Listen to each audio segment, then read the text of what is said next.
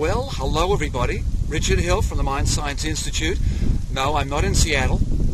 This is me reporting from Fiji. Took a break, had to take a bit of a pause, all this wonderful work in neuroscience to deal with. But what I want to talk to you about is the work that I'm actually doing while I'm here. Is I'm reviewing this amazing book. That is a lovely portrait of Milton Erickson, Milton H. Erickson, the extraordinary psychotherapist and neuroscientist. And it's from the collected works of Milton Erickson. This is volume 1. And I have the enormous privilege and good fortune to be reviewing these over the next 4 or 5 years, all 16 volumes. But this is like reading the beginning of things. It's like reading the start of where did it come from? How did we begin? Where did we think? Because Milton Erickson in the 1920s was talking about person-centered psychotherapy, talking about where the strength of therapy comes from within the client, not from the therapist. Way back in his beginning, it was his difference from his mentor and professor, Clark Hull. And when you go through this, you go to the Milton Erickson Foundation. That's where you'll find these books, and the 16 volumes have just become available. You can buy all 16, or you can buy one at a time if you want. Work through them. I'll be working through the reviews in the Erickson Foundation newsletter every quarter, so you'll be getting those gradually over time. But this particular one deals with, or each volume deals with a concept and a principle and a process of the hypnosis and the psychotherapy that Milton Erickson so wonderfully grandfathered for us.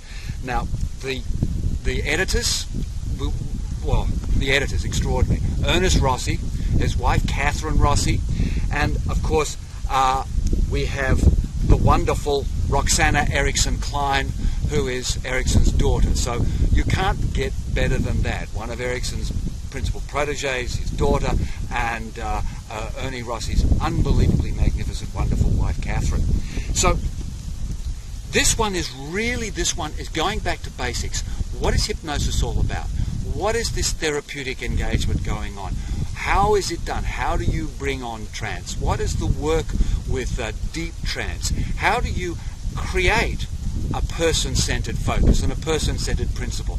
How do you utilize what the client brings to the therapy room in order to improve and delve in and create the connection between you, the therapist, and them? So much here he's saying it is not about the therapist. It is about the engagement between the therapist and the client, and the attentiveness that the therapist has to the client's strengths, to the client's needs. Now, all through here, you can see so many things. You're reading here, you're looking through. If you're reading through, I'm sure you'll see even more than me. But you see elements of Gestalt. You see Carl Rogers and person-centered. You see emotion-focused therapy. You see interpersonal neurobiology, all the birthplaces of these ideas. Erickson talking about them 30 or 40, 50 years ago. But only now are we beginning to get the science. And of course, Ernest Rossi has been the one who's been working so hard and so brilliantly to understand the science, to bring in the neuroscience. And of course, what he does now, and what he talks to everybody so much about, is the genetics, the genomics, what we call the psychosocial genomics. And there's a beautiful opening chapter from Ernie, 60-odd pages of Ernie going through the entire process and understanding of the neuroscience and the genetics and the psychosocial genomics of the sorts of things that Erickson was doing. So bringing the science, that's really what Ernest Rossi's task that he took on in his particular work with Erickson in the last 10 years of his life, 1970s and 80s, before Erickson sadly passed away. And this continues. Ernie Rossi's books, the psychosocial genomics of gene expression, so many books. You look at all his stuff, look him up. Go to ernestrossi.com to see him. Go to the Milton Erickson Foundation.org to see them. We'll have the references below. But it goes through this, I love it, the neuroscience of therapeutic hypnosis, but this important thing, talking about hypnotic and non-hypnotic realities. And we do, as therapists, we do hypnosis a lot, putting people into trance, what Ernest Rossi and Milton Erickson would call the general waking trance.